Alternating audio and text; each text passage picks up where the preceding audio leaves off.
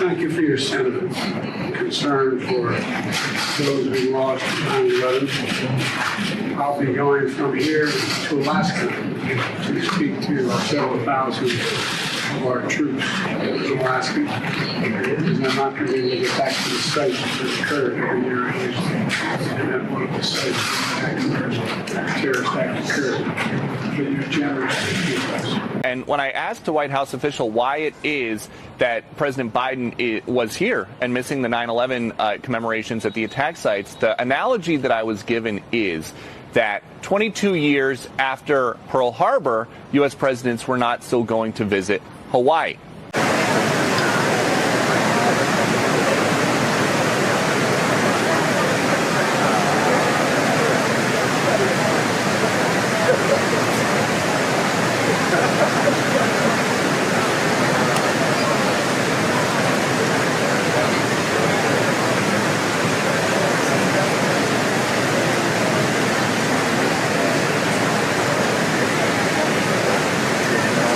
Governor Dunleavy, it's good to see you.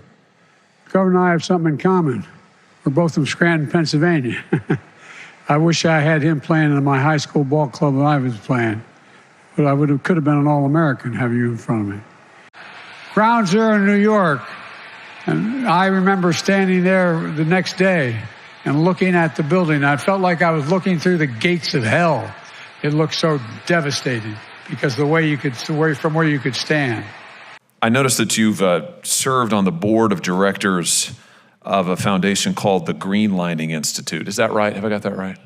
Yes, Senator. Since the website of the organization says that it focuses on, I'm going to quote it now, the intersection of climate action, racial justice, and economic equity. Have I got that right? I believe so, Senator. Okay. Yes. I assume that you're also familiar with the Supreme Court's recent and widely reported, much commented upon decision, Student for Fair Admissions versus Harvard. You know about that case? Yes, Senator. The Green Lining Institute said that that ruling by the Supreme Court of the United States, striking down consideration of race in college admissions, that's an accurate rehearsal of what the opinion is, that decision is a willful disregard of America's racist history.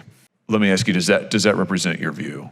Senator, I'm not familiar with that statement, and I can tell you, Senator, that I did not aid in crafting that statement, and I can tell you that I recognize that SFFA versus Harvard is the law of the land, and that if I were confirmed as a judge, I would apply that law and would apply the law in SFFA versus Harvard. A statement from the Green Lining Institute about the same case.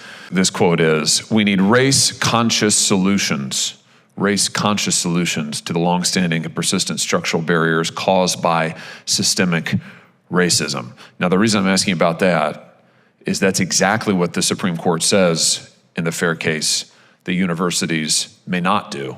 So does this reflect your view of the law? Senator, I'm also not familiar with that statement, and I can tell you that if confirmed as a judge, I would apply the binding precedent that you spoke of, SFFA versus Harvard, if a case of affirmative action were to come before me. Okay, so that's what I wanted to drive towards, is obviously you think whatever you want about the cases, and I just want to be sure that whatever your views may be on any number of cases, that whether you like it or hate it or whatever you think of the precedent, if it's binding precedent, that you'll apply it faithfully. And your testimony is today is that you will, whatever your views may be. Is that correct? I've got that right? Yes, Senator.